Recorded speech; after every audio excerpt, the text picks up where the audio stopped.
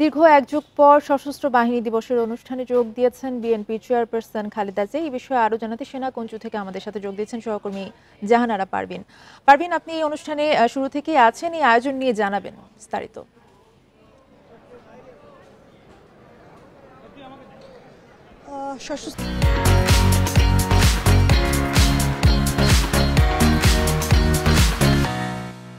বাহিনী দিবসের এই সংবর্ধনা অনুষ্ঠানে অনেক বড় একটা মিলন মেলা হয়েছে বলা যায়। বাংলাদেশের সব শ্রেণী পেশার মানুষের মিলন মেলায় পরিণত হয়েছে এই অনুষ্ঠান, এবং এখানে প্রধান অতিথি হিসেবে কথা বলেছেন অন্তর্বর্তীকালীন সরকারের প্রধান উপদেষ্টা অধ্যাপক ডক্টর মোহাম্মদ ইউনূস। একজন বিশেষ অতিথি হিসেবে তিনি যোগ দিয়েছেন বিএনপি চেয়ারপারসন বেগম খালেদা জিয়া।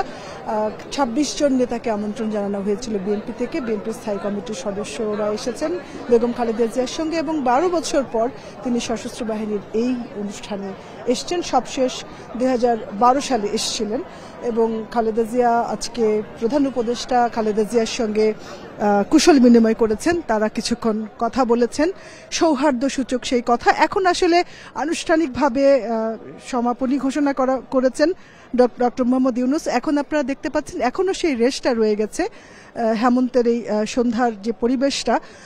অতিথিরা এখনো আছেন, বর্তমান এবং সাবেক সামরিক কর্মকর্তারা আছেন, বিভিন্ন দলের রাজনৈতিক দলের নেতারা রয়েছেন, এবং বিভিন্ন শ্রেণী পেশার মানুষেরা রয়েছেন, প্রশাসনিক কর্মকর্তারাও এসছেন।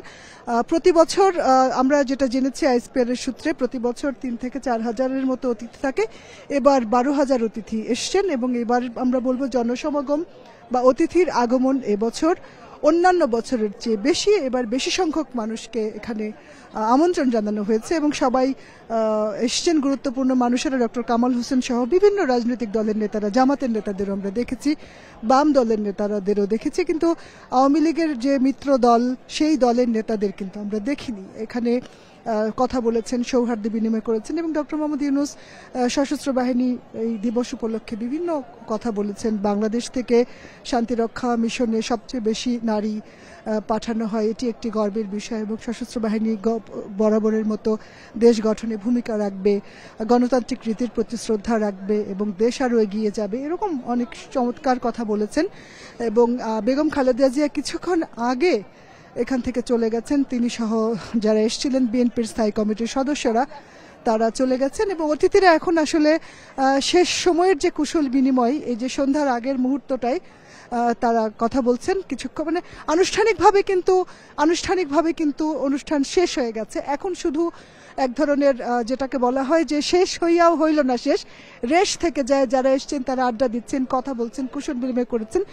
সেরকম একটি সন্ধ্যার আবহে এই যে হেমন্তের শেষ বিকেলে তারা সেই, যেহেতু বিশেষ একটি অনুষ্ঠান, বছরের একটি দিনে এই মিলন মেলা হয়, বাংলাদেশের বিশিষ্ট জনরা আসেন এবং সুধীজনরা থাকেন, এবং সব শ্রেণী পেশার সামরিক কর্মকর্তা, রাজনীতিবিদ, ব্যাংকার, আমলা এবং বর্তমান এবং সাবেক সামরিক কর্মকর্তা সবাই এখানে আসেন, আজকে এসছেন এরকম একটি। এবং আমি যেটা বললাম যে অতিথির যে তালিকা আমি পেয়েছি সেটা হচ্ছে অন্যান্য বছরের চেয়ে অনেক বেশি অতিথিদের আমন্ত্রণ জানানো হয়েছে, যেন উল্লেখযোগ্য সব বিশিষ্ট জনরা যেন উপস্থিত থাকতে পারেন, সে ব্যাপারটা তারা মাথায় রেখেছেন। আমরা দেখেছি যে সব ধরনের মানুষেরা এসছেন, শিল্পী, সাহিত্যিক, বলতে পারেন বাংলাদেশের এই মুহূর্তে যারা জীবিত আছেন সেই বিশিষ্টজনদের অধিকাংশই আজকের এই অনুষ্ঠানে ছিলেন। সশস্ত্র বাহিনী দিবস ২০২৪-এর, এবং খুব সুন্দরভাবে অনুষ্ঠানটি হয়েছে। এবং খালেদা জিয়ার, বেগম খালেদা জিয়া বিএনপি চেয়ারপারসন, ১২ বছর পর তিনি আজকের এই অনুষ্ঠানে এসছেন, এবং এই উপস্থিতি কিন্তু একটি আলোকিত নতুন মাত্রা যোগ করেছে আজকের অনুষ্ঠানে। খালেদা জিয়াকে দেখে